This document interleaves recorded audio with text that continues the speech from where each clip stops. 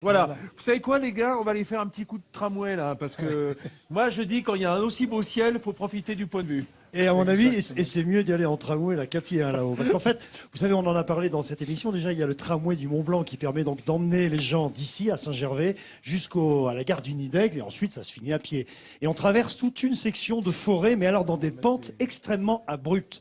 Et là, les gens du pays, ils se sont dit, comment est-ce qu'on peut arriver à exploiter davantage ce bois? Il est difficile à aller chercher, c'est dangereux. Alors, il y a le débardage par câble qui existe, le débardage aussi par cheval, mais là, c'est trop pentu. L'hélicoptère, on évite en ce moment, c'est pas la tendance, on va dire. Donc, les gens du pays se sont dit, on va essayer de faire un compromis. On va utiliser le tramway qui transporte les voyageurs. À des moments creux de l'année, on va en profiter pour trimballer des billes de bois énormes et faire du débardage. Regardez ce que ça donne. Ça paye, c'est tout récent, ça a 1 an à peine. Mais ça va se reproduire, vous verrez. Col de Vose, 1800 mètres d'altitude. Le tramway du Mont Blanc vient chercher ses passagers du jour. Des grumes de mélèze et d'épicéas fraîchement coupées pour un chantier de débardage, le premier du genre dans le secteur.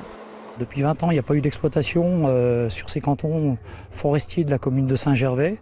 Et donc le pari, c'était de dire, avec ce train qui a vocation touristique et non pas à vocation de descendre des bois, on est capable, en empruntant quelques jours par an, d'arriver à gérer la forêt de Saint-Gervais.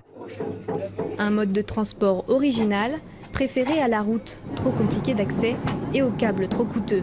Seule particularité, pas plus de 12 km/h à la descente pour ce train à crémaillère centenaire, plus habitué à transporter des touristes, été comme hiver. Il faut aller plus doucement déjà, parce que si ça nous arrive à un problème, on ne pourra pas s'arrêter aussi vite. Hier, des petits soucis sur un voyage, parce que le voyage était mal chargé, ça n'a pas bien équilibré, alors du coup, ça penchait le wagon et il y a eu un petit déraillement. Avec ces petites surprises, le chantier sert d'expérimentation aux acteurs de la filière qui espèrent une solution durable pour exploiter ces bois difficiles d'accès. Il faut que ça se fasse parce que moi, mon client, donc, il est sur le coin, donc on a intérêt à déjà au niveau logique de transport, de moins on fait de kilomètres, mieux c'est. Puis bon, comme ça Gervais quand même dans une optique de écologique, quoi. Alors faut qu'on aille tous dans le même sens. Hein. Bilan de l'expérience, 200 mètres cubes de bois récoltés et vendus et la promesse pour la forêt de Saint-Gervais de se régénérer. Et oui, parce qu'il faut... Oui, ça, Nathalie. c'est un tramway que Catherine connaît bien. Catherine, juste au-dessus de chez toi. Oui, il est juste au-dessus de chez moi, donc je peux le voir tous les jours si je veux. Faut juste monter 800 mètres pour y arriver. Mais... C'est rien pour toi. C'est rien. Et qu'il y a un peu plus de visibilité qu'aujourd'hui aussi. Ouais, et on a compris aussi que c'était super important, c'est une des phrases, le pied de ce reportage. Yves, la forêt, il faut qu'elle respire, il faut de toute façon... C'est Yves Pas-Calais, pas entretenir, Yves Laforêt.